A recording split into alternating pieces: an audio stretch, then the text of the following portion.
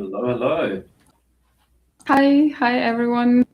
So we're just, on time to start, and welcome everyone.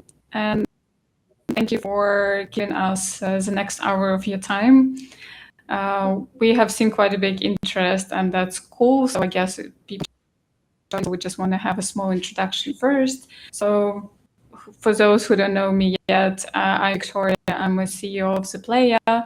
We build AI-powered personalization solutions for operators, and we do everything around it without personal data. And again, since we are working a lot with AI topic, we understood at some point that there is really not much data that we can base on just to understand what is overall going on with the AI adoption in iGaming. That's why that idea of a research of a survey actually came out, and here we are 6 months later, I would say, from the idea, survey, and access to the final report that I hope you all downloaded and could have read before, because today we're gonna go a bit deeper, like what is behind, the data that we are seeing that. Today I didn't really want to just present the report. I really wanted to make it a bit more practical discussion. That's why I will not be alone. Today Gali Hartuv is joining me. He's a strategic advisor to the player, but also going back with like 15 years of experience in iGaming. A lot of focus into VAP. So Gali, thank you for joining me today. Yeah, thanks for having me, Victoria. Just to share a bit about myself for those who don't know who I am. So as Victoria said, I do the strategic advisory for the player. My background has always come from the operator side. I've been in the space for around 15 years with a huge focus in VIP, building and running different VIP operations, programs, loyalty structures. So we really get to understand those high value players, and it's the territory from where I stand that is very close to home. Beyond that, obviously working closely with operators across the spectrum, it's really given me, especially looking at this report, that I would say practical understanding, watching how these charts have played out in real practical settings in these businesses, in these operations. Seeing how today there's a sudden rush for AI and everyone is trying to initiate or launch these AI projects, but then at the same time, watching them stall, watching how everyone is split focused, million fires happening, World Cup having a lot of prep going into that, seeing how these dashboards are being built, some of them on legacy methodology. And so hopefully today what I'm going to bring to the table is that ground level view, trying to show how this data reflects patterns and what that actually looks like up close. And hopefully together we can make some sense of why it's happening. So we'll see where we go from there. So that's me in a nutshell. Cool. Thank you very much. I'm pretty sure it's going to be quite an interesting discussion. There is so much to unpack. And just also wanted to state it right now before we actually start the presentation. So it seems like this topic generated a lot of interest. And yes, AI is not as, it's not as trivial as everybody would like it to be, probably. And I'm pretty sure that everybody is now kind of trying to solve their own questions and make their own decisions. So if you have any specific questions that you would like us to explore in more detail, you can drop it into the comments, and we'll see. Maybe we'll do something like a part 2 or part 3, whatever it is, a deep dive into some of the areas. And today we will probably not be able to cover a lot in depth. But if you feel like there is something which deserves a separate session, happy to, try to navigate as well and make it happen. Perfect. So that's the end of our introduction. Let's go into the meaty part. So overall, and here's my presentation. So first, of course, I will just very briefly say about methodology.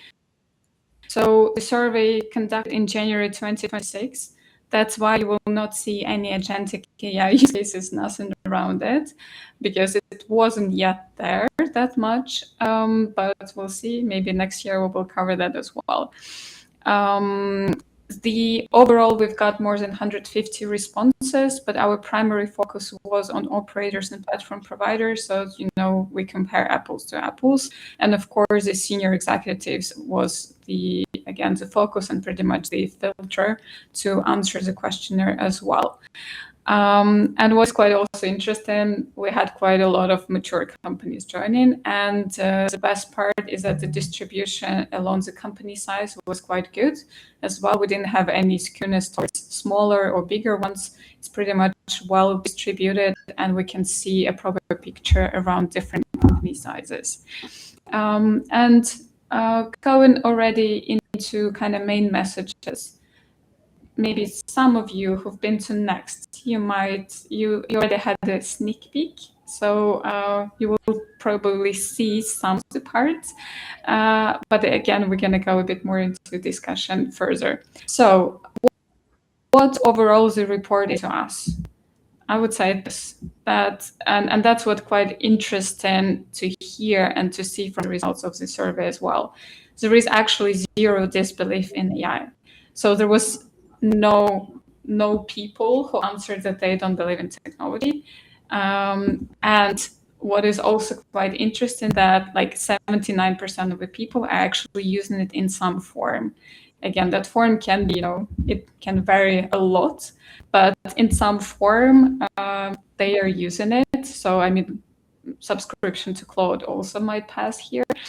And another point, which is very important, I think, for everybody to understand, is that 77% of respondents rate AI as critical to stay competitive in the long term.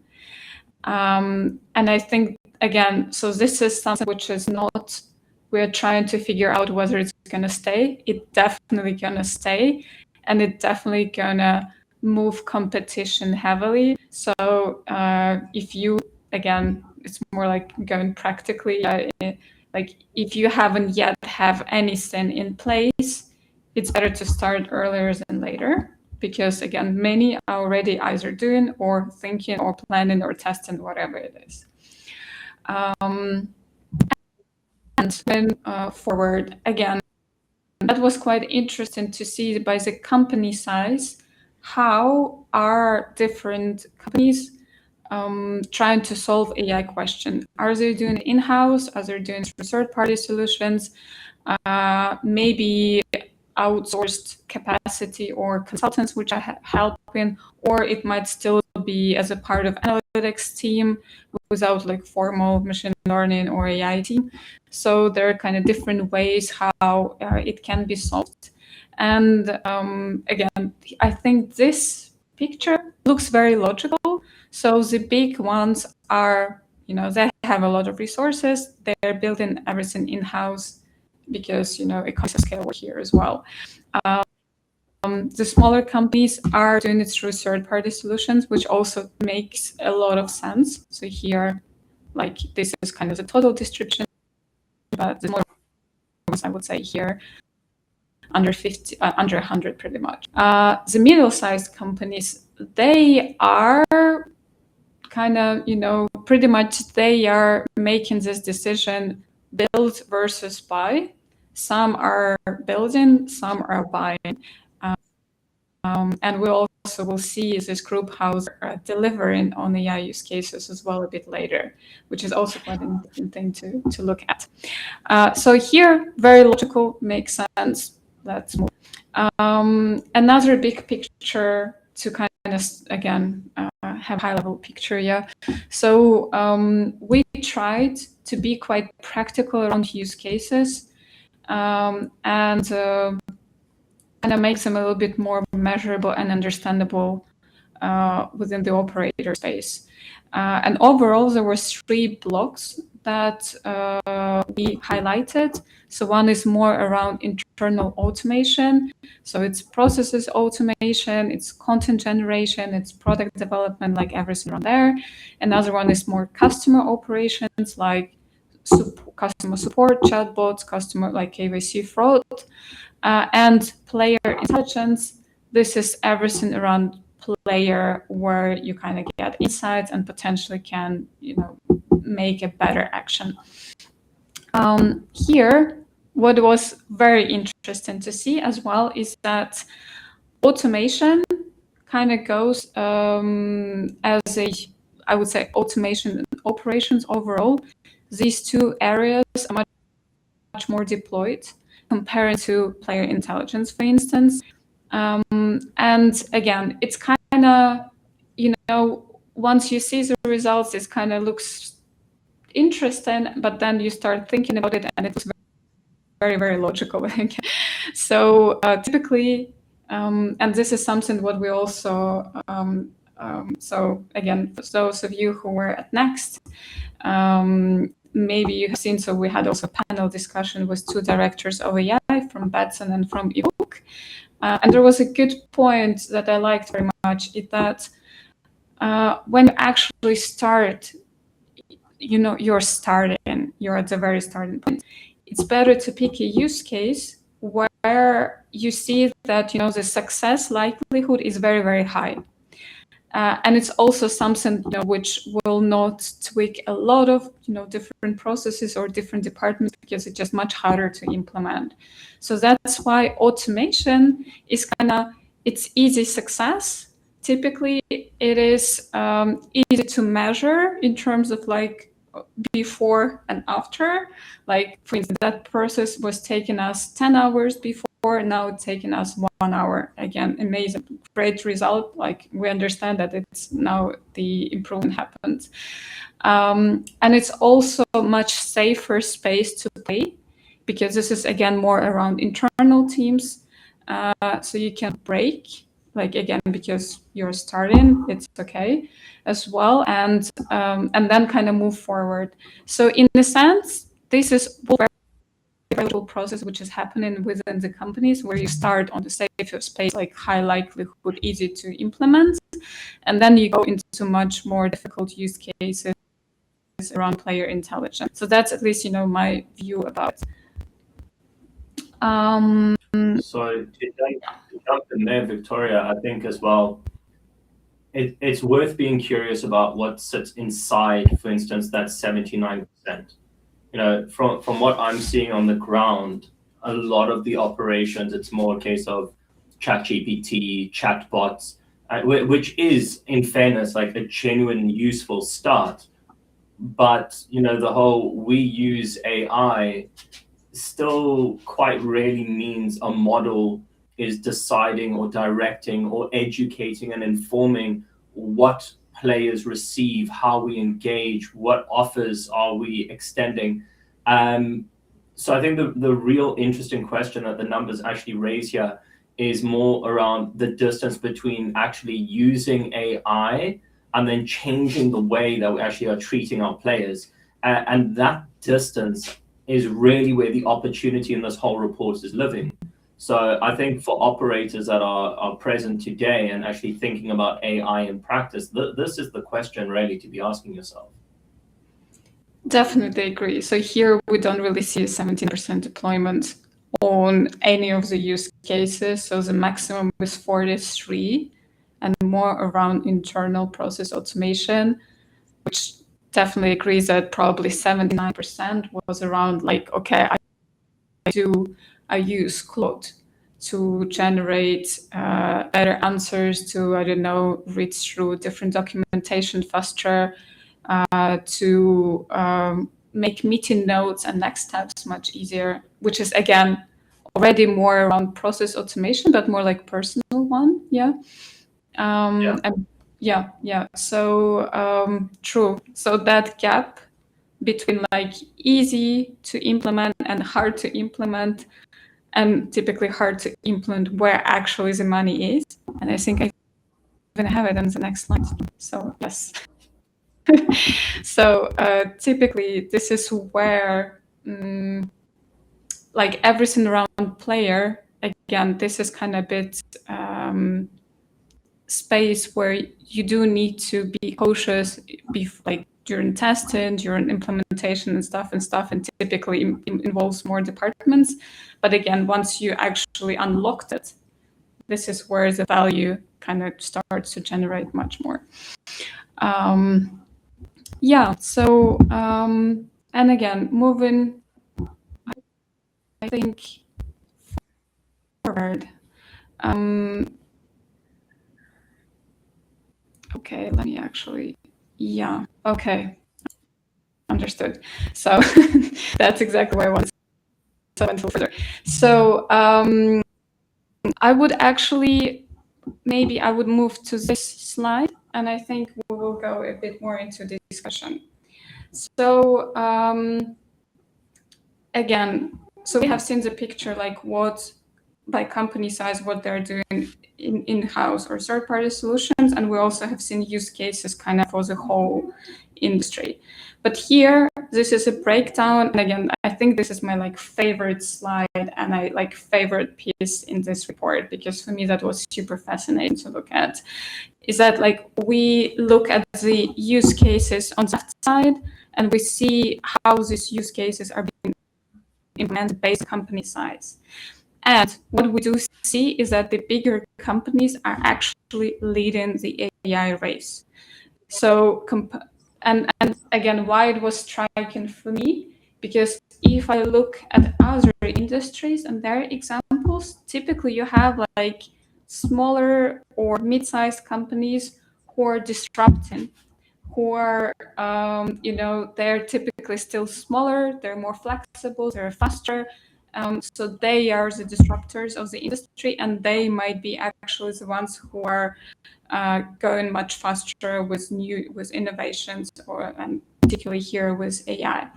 However, in iGaming, this is a totally different picture, and AI is something which big companies are doing a lot. And again, when I was kind of a little bit researching around it, so big companies actually started that path around 2 years ago.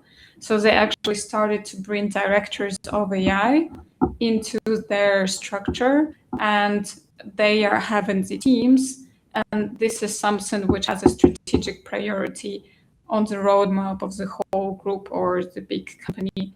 Like, for instance, again, Baton, Evoke, Tipico, they all have directors of AI who are like between 1 and 9 months and 2 and 3 months, something around it, which means that they understood it like, okay, this is our new future. We are big ship. For the big ship, in order to move, you need to start moving much earlier so that you move into the same direction.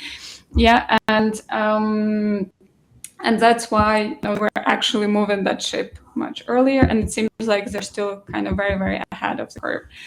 And another interesting point, and we will move into discussion, and my monologue will be almost over. Yeah. So the mid-sized companies, and typically these are the ones who are, deciding between in-house or third-party solutions, have the least percentage of deployment around especially player intelligence.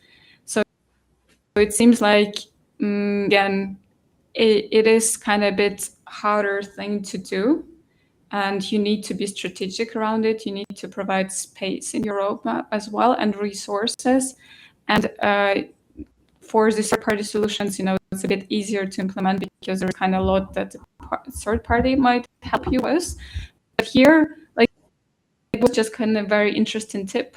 And that would be at least my, understanding how I'm thinking about it.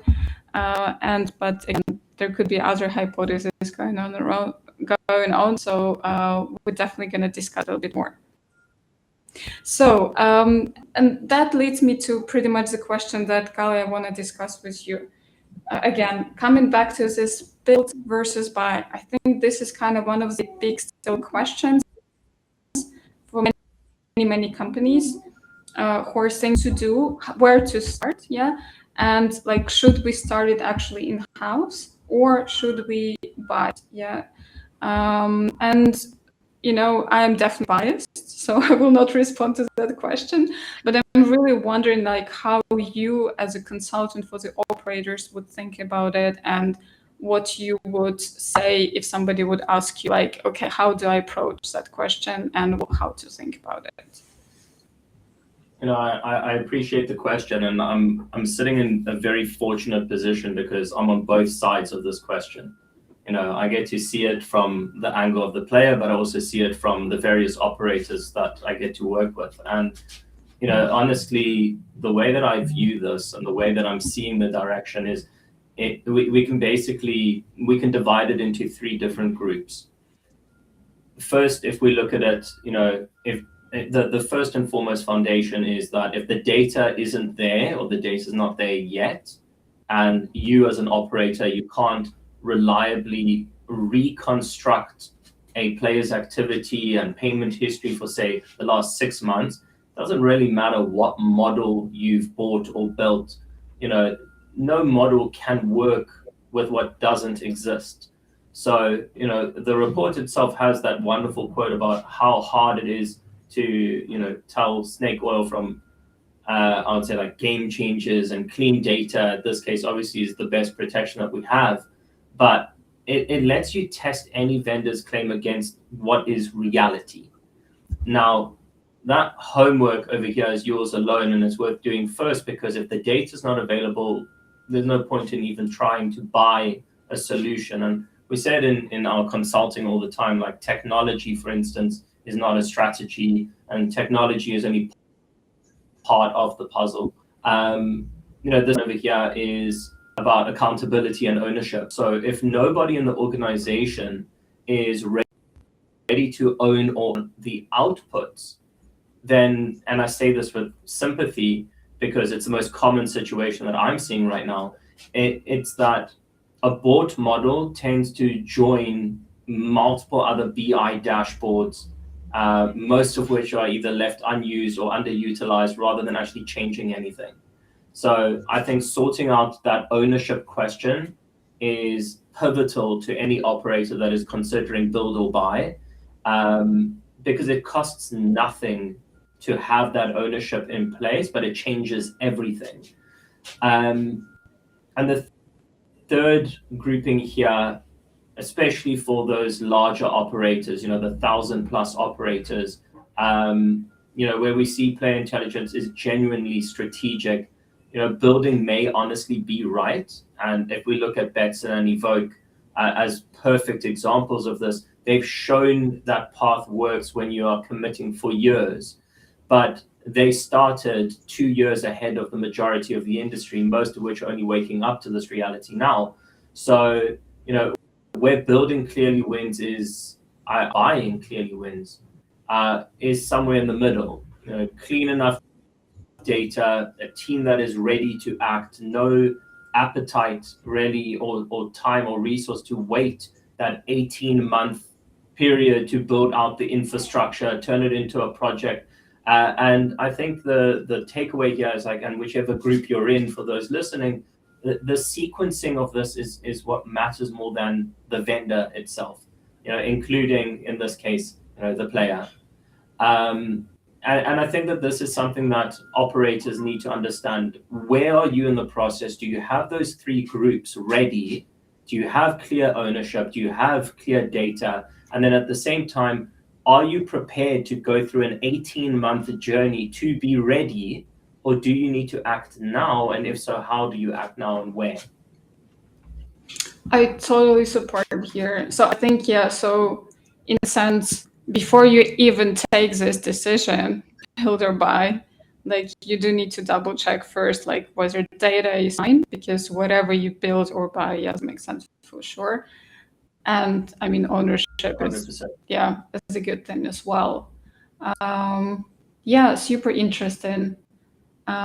And it also reminded me, again, when we discussed it a little bit with Evoke and Betson. And so we had a question that we asked, and again, for me, that's super interesting, is like, from the time you came as a director of AI, to the company, until your first successful use case is being implemented on production and working, like how much time did it take? And I think from Kanda, this is Evoke, there was another 5 months.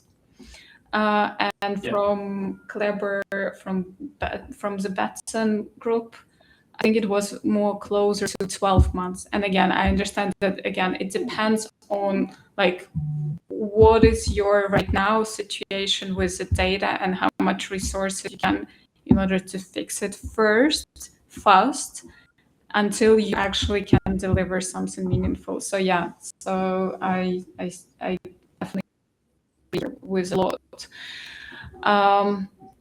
And maybe another thinking, at least another question that I would be interested in. So for instance, and again, Gali, what do you think about it?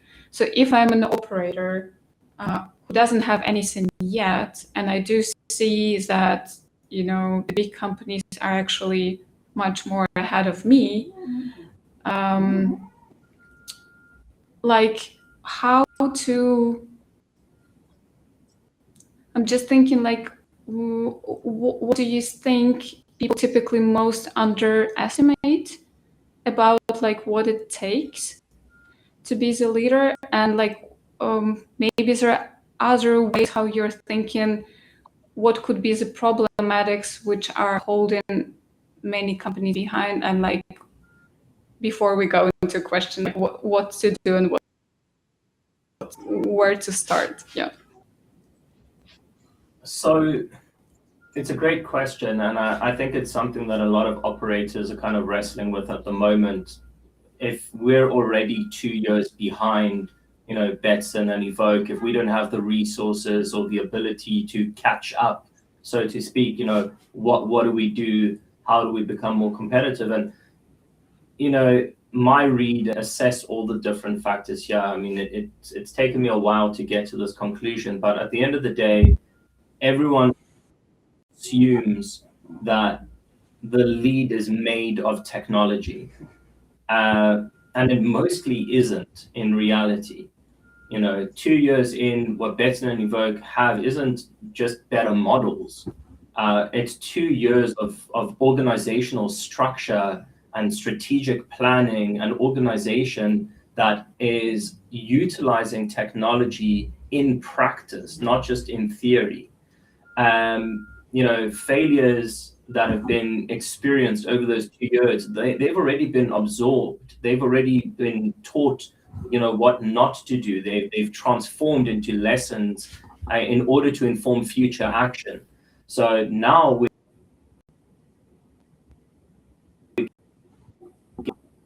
getting to the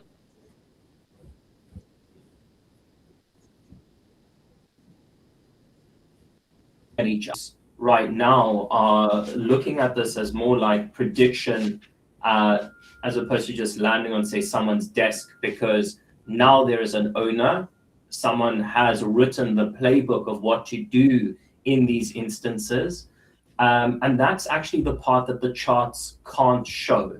And it's the part that the mid-market right now is actually underestimating, because we're benchmarking ourselves on tooling, thinking, we could buy that. But the reality is, yes, cool, you can buy a model, that's true. And it's the fastest part of this process is to go and buy.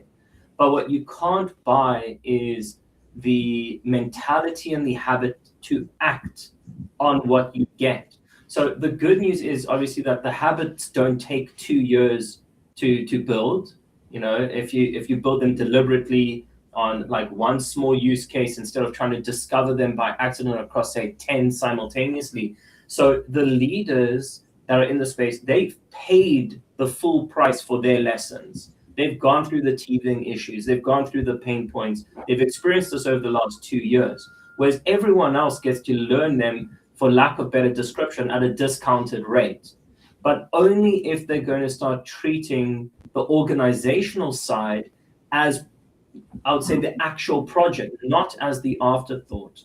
So the starting point here obviously is technology, but without the organizational side in place, it's probably going to be a very expensive lesson as opposed to a quicker and cheaper alternative. Yeah, that's so true. Because again, like every next use case will be much faster once you already went through that route and you already know what it takes. But like Correct. code for the first time, this is where it takes a lot of time, especially if you're going it like on your own, trying to navigate. So yeah, definitely agree here. Yeah. I think maybe what I would be, a bit interested to tap on, but not too much, is like, again, this is something which I would assume, and this is something, again, what I see in practice is that kind of moving use case from the testing into production. This is kind of another again, this probably kind of relates a lot to what you just said. If that kind of testing is one way, but kind of moving it into production typically starts to involve, because it's not just kind of one small place where you tested and it worked. Again, you do need to start thinking, like, how do I scale? How do I take into account constraints like regulation or like bonus constraints? Like many nuances are starting to appear, which also need to be taken into that equation. And this is where, again, technology cannot just say like, okay, we do it like that.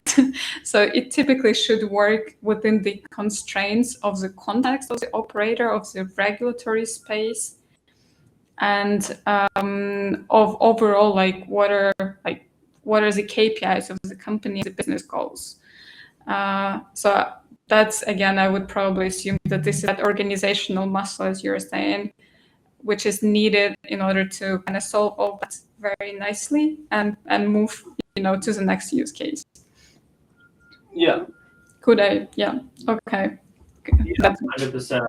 I think you've summarized it perfectly. I think the only thing to highlight in addition to what you've said here is that we're so comfortable in testing, and that has become a reality where, we fall into the trap that as long as we continue to test, we don't really need to take full ownership.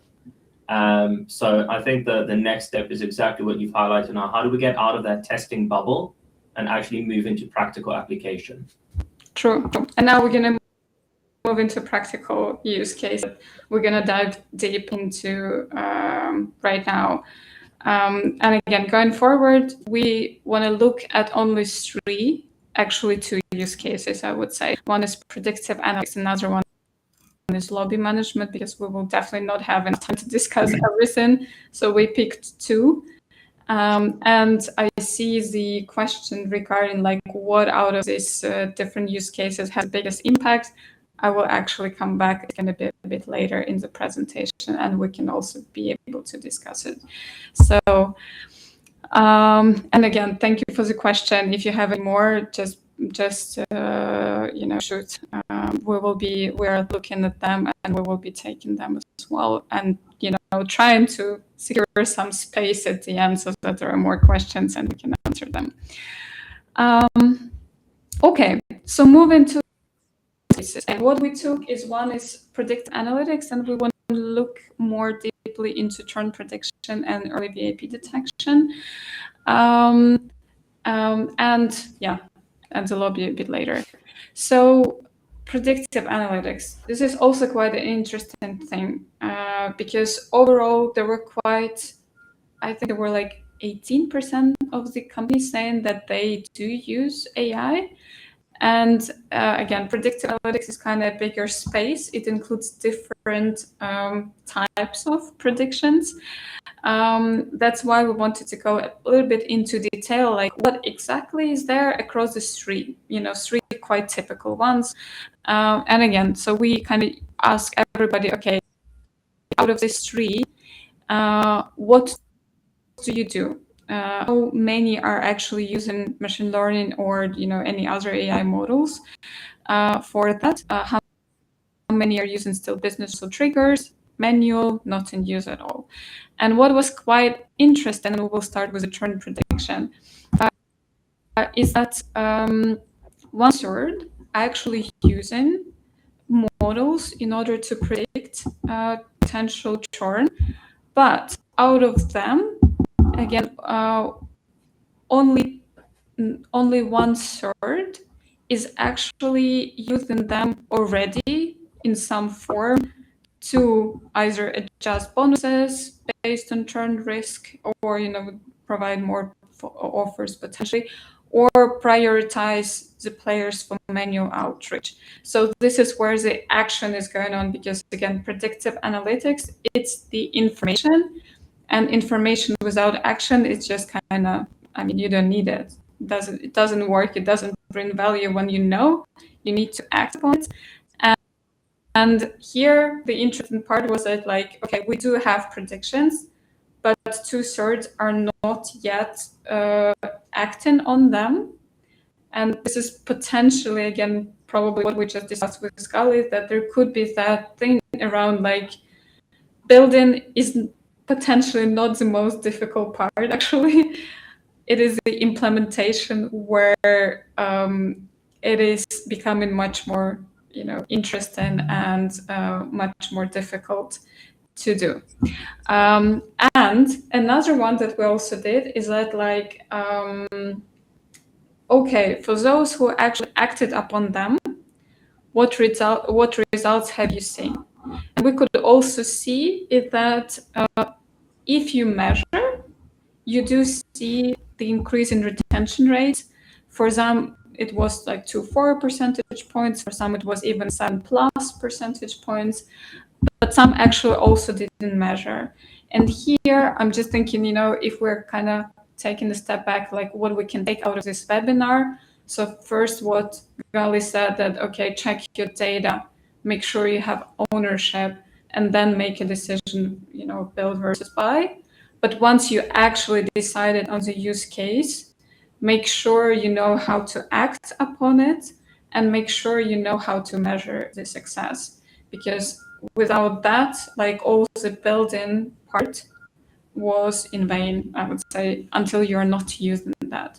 So that's another thing which is quite important to keep in mind, so that your AI use case is actually deployed.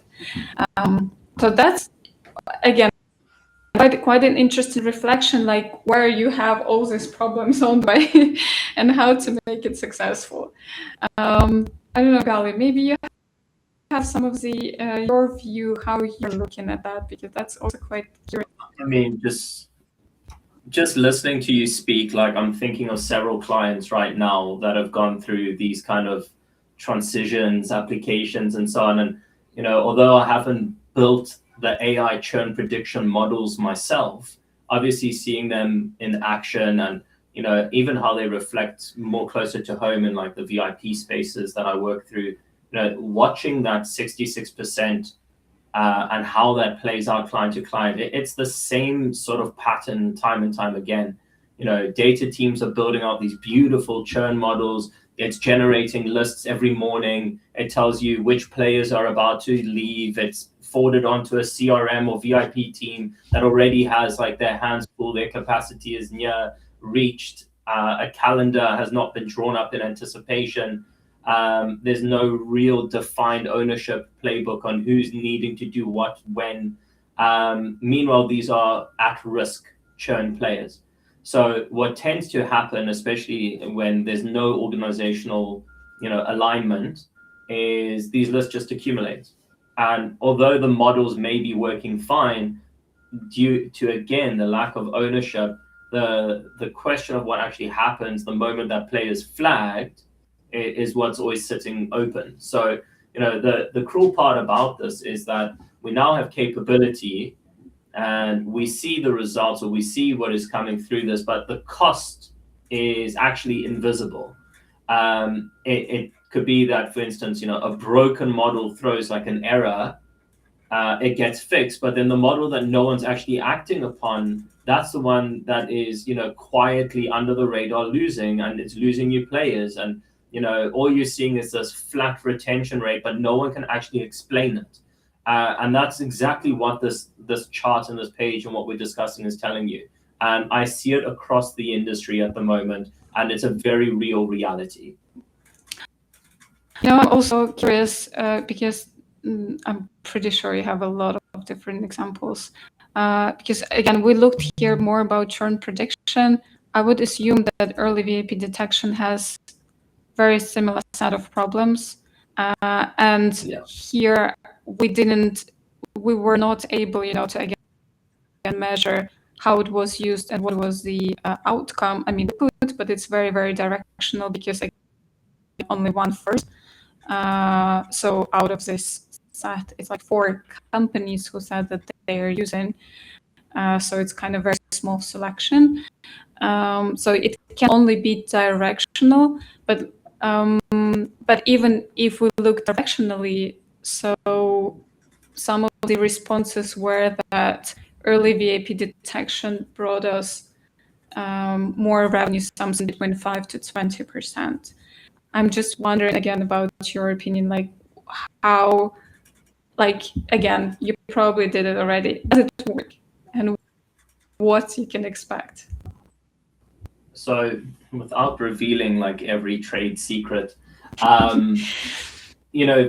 early detection is the future of how VIP programs are really going to optimize and enhance themselves. And we've been watching this play out for a while already. And as technology becomes more advanced and these models become more practically adaptable to operators, and it's something you and I have spent a lot of time discussing with VIP intelligence, and how do VIP teams actually use these technologies, because it's so outside of the historic scope of VIP. And we're seeing it now where operators are attempting to utilize these models without really diversifying and changing their strategies, their roles, the job description, the actual execution points that really show where value lies and what to do with the output of these models. And the reality of it is that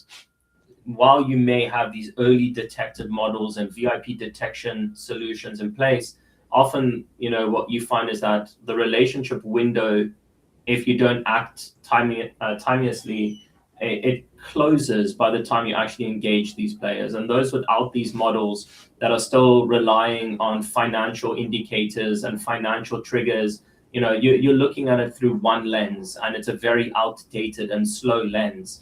And so what happens in this case is, say, for instance, a player deposits 50,000 euros, and you go, great, that's a VIP, but it's taken several months to get to that point. By that point, that player has slowly gone through the experience. They've learned the website. They've built their habits, good or bad. You're treating them like everyone else up to the point of hitting that threshold.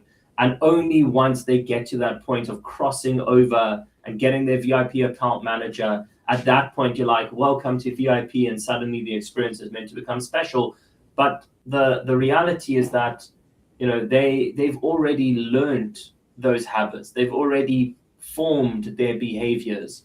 And what early VIP detection is meant to do to enhance the way that operators put this into practice is it's meant to help VIP teams shape that behavior.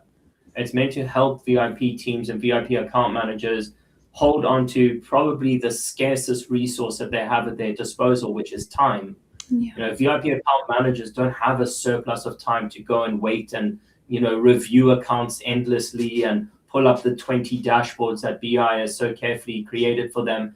And the reality is that what account managers could genuinely do if they have the right insight, the right time, and the right playbook to go and do things is really significant to the bottom line. That could be anything from player retention, onboarding, conversion, value development, player development. It all falls within the general population until such a time as you've identified that it's VIP. So what actually hurts the most is not even the realized VIP value being actioned too late. It's the unrealized value that you never discover. It's the VIP value that's churned within 2 weeks because your system had no way to detect them. It's the VIPs that are considered as like newbies in whatever cohort report is being created because the rules were firstly created with some kind of human bias or a KPI bias or a financial bias. And the reality is we only look at fragments of the bigger picture and we hope it's enough to build out a robust onboarding strategy. But the reality is what these models are actually going to do is they're going to open up a completely different perspective of VIP value detection. And that's going to shape the way that we onboard and build VIP programs in the future. I think the most important point, at least that I'm making it for myself as well, is that like you really don't know how much value you're losing because it's really, I mean, you don't know. And with that, in a sense, early detection, you can catch something which is just kind of, new revenue, whatever it is. So yeah, that's kind of an interesting point.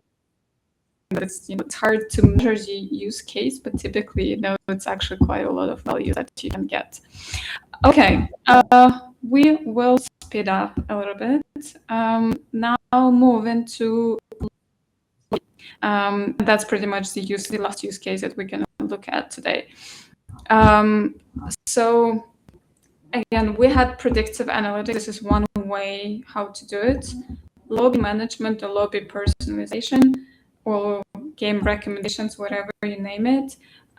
These are the recommendation systems. So this is something which actually can work automatically. And once you set it up properly, it just works without the human. And typically, I wouldn't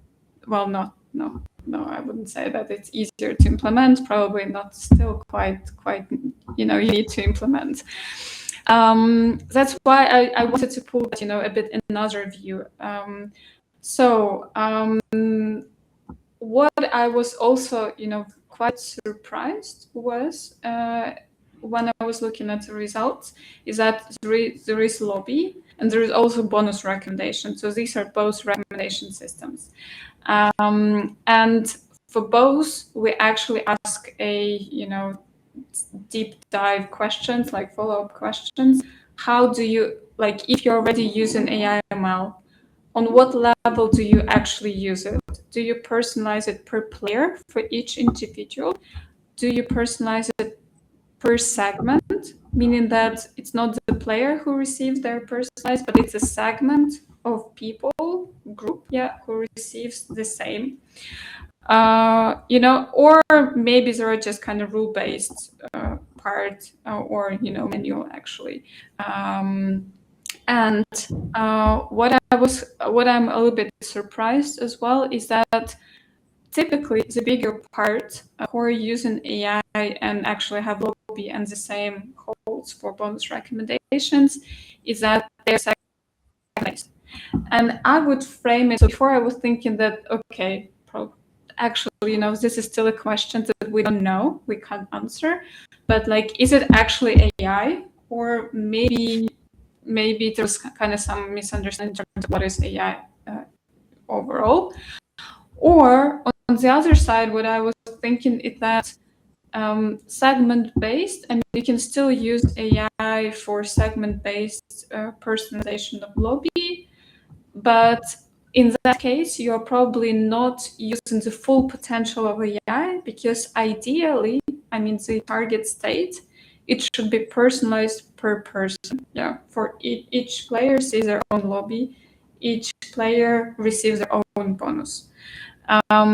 So this is where I'm thinking that, again, like we right now see that, let's say lobby, I think it was around 40% deployment, but even with that 40% deployment, only 1/4 is using it to the fullest. So others are not yet there. And again, it pretty much means that there is still quite a big room to grow and to move towards. So that's another question that I had. Gali, are you reading that the same way? Just curious.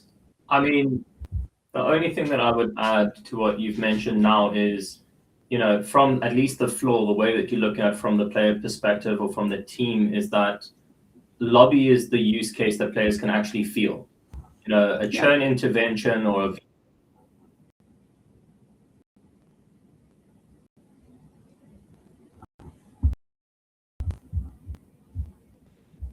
the lobby is kind of like, if you look at it, it's the first thing that the player touches on every single session.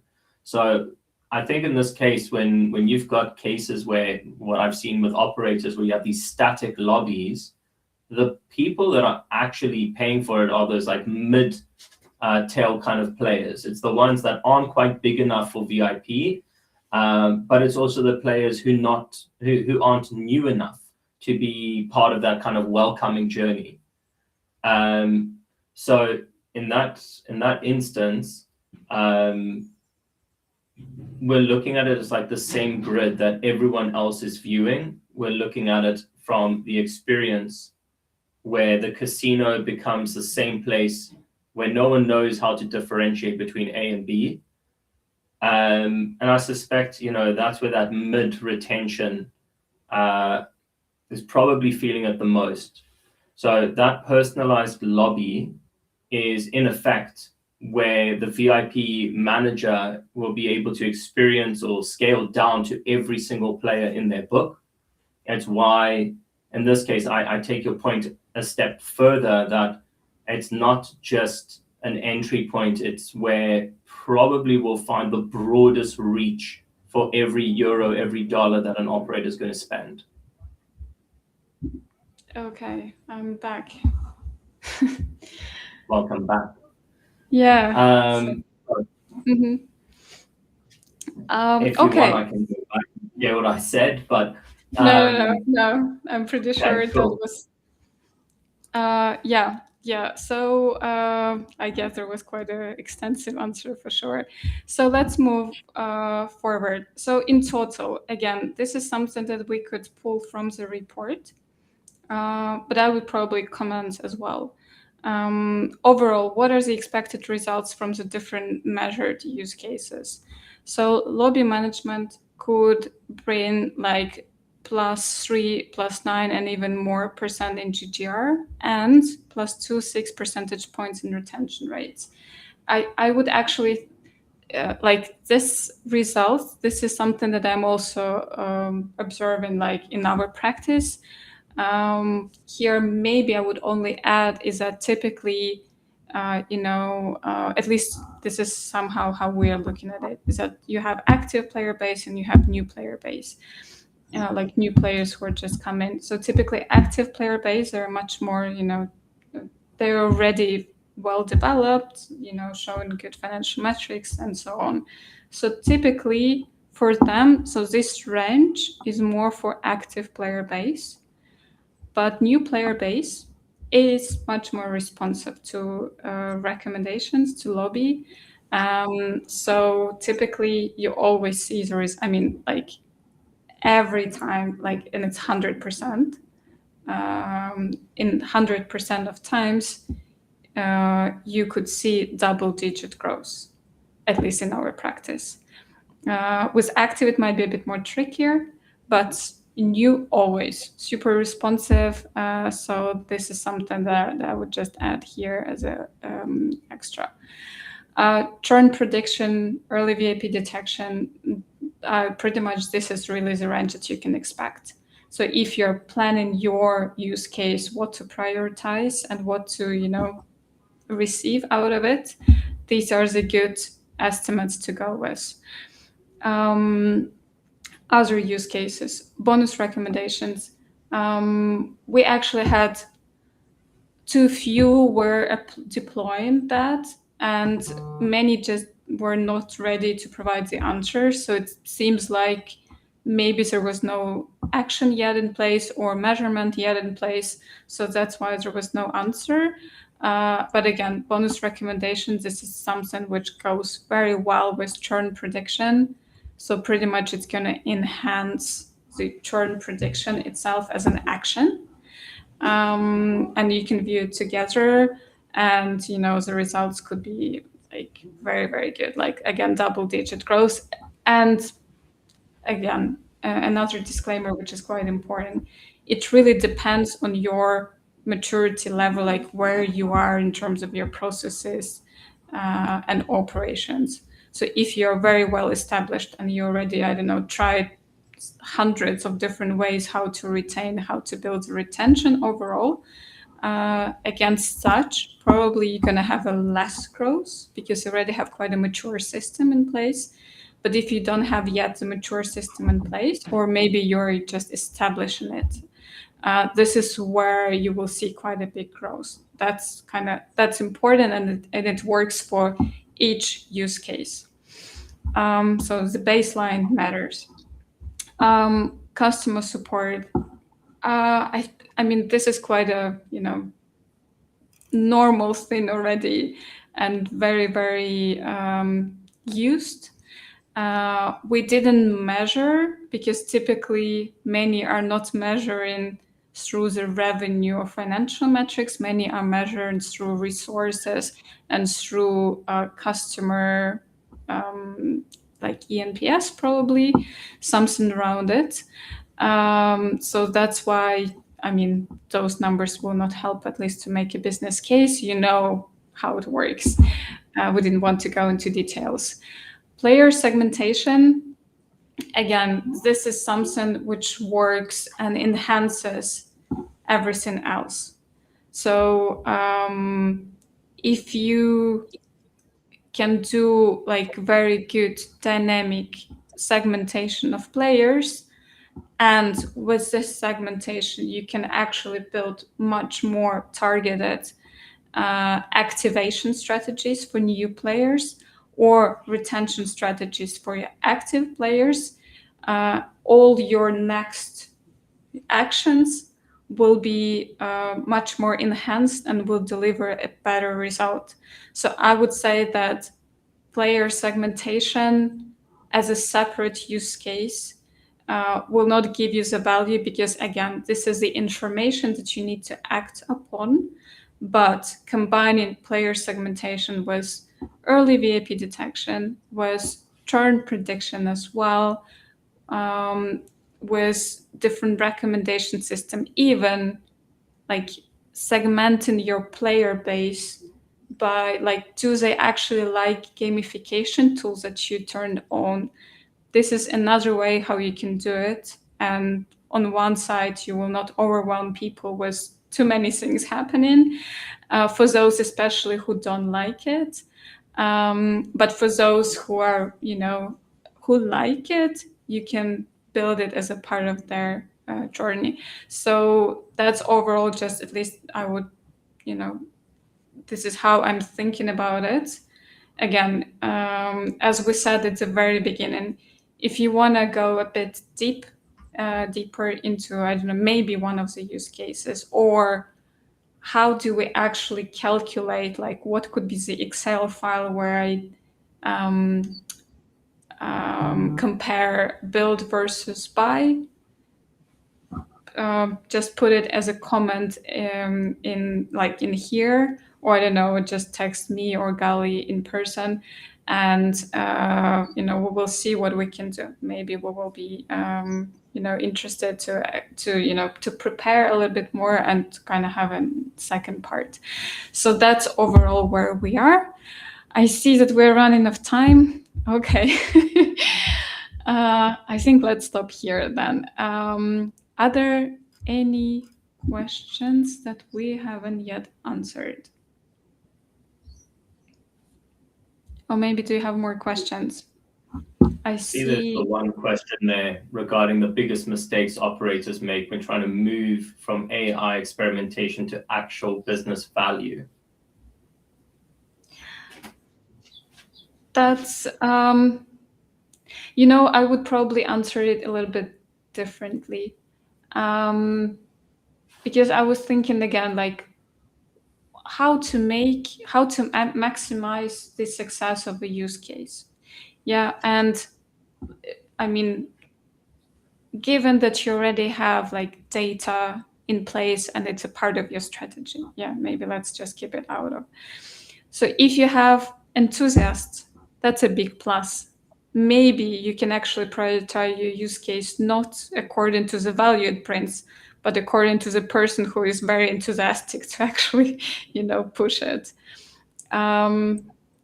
I would probably definitely start with something, what is a new process for you?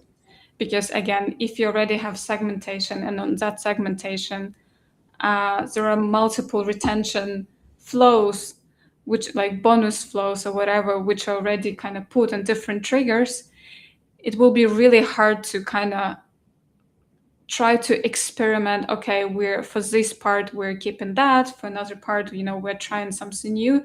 It might be just very hard, especially if this is your first use case, to start and to fulfill and to come to some measurable result.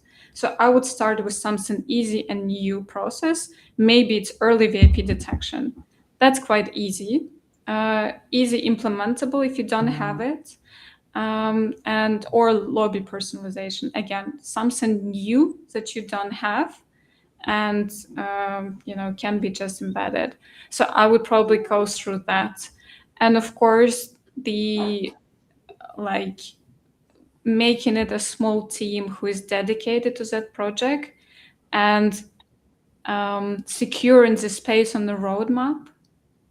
That's super important, and it will, at least it will not become a very long process that we are trying to just finish at some point. Yeah, but it's going to be like quite quick going on, and you will see quick results, and it kind of helps everybody to stay inspired and to move forward. So I think that's what I would at least start thinking, so that you avoid those mistakes around like building but not understanding how you're going to implement it, or not making like measurement already embedded into how you implement it. Yeah, at least that would be. I think the only thing to add to that is, from a business value perspective, is before you start deploying and before you start moving from your experimentation, have the ability to track the impact of that deployment, have the awareness on how that deployment changes your KPIs, your processes, your strategies, your team's day-to-day workloads and workflows. And if you can action both in correlation to each other, deployment and strategic, then I think you'll really be able to track proper, tangible business value. Yeah, true. And I will just pull it here so that we still keep it. And that's why, again, we were thinking about like securing the space is super important, because this is pretty much the number one barrier right now. That there are too many other things to be higher in priority rather than that. And especially given, like, going back to the very beginning of this webinar, when I was saying that 77% of the people are thinking that this is critical for competitive advantage, pretty much, then if you really think like that, I mean, make sure that you have it in a roadmap as well.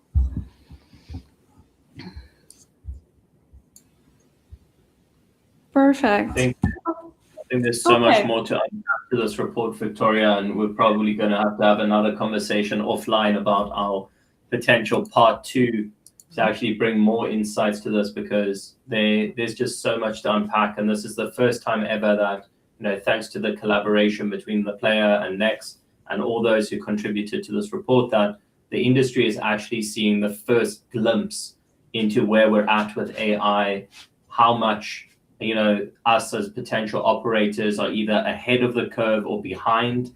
So I think there's a lot more to unpack. And, you know, if there's one thing that I could challenge the audience with is to share what they want out of a potential part 2 or part 3. You know, send those questions, send the topics, ask queries related to where you are in the process as a business, and perhaps you and I together can come back with more content, more insights, and hopefully that steers more of the industry in the right direction. So yeah, maybe a conversation for us offline. Perfect. Great. Thank you very much, and everybody, for being today with us. I hope that that was, you know, that you could bring something valuable out of this discussion. And, you know, happy to hear your comments as well. And wishing you a great day.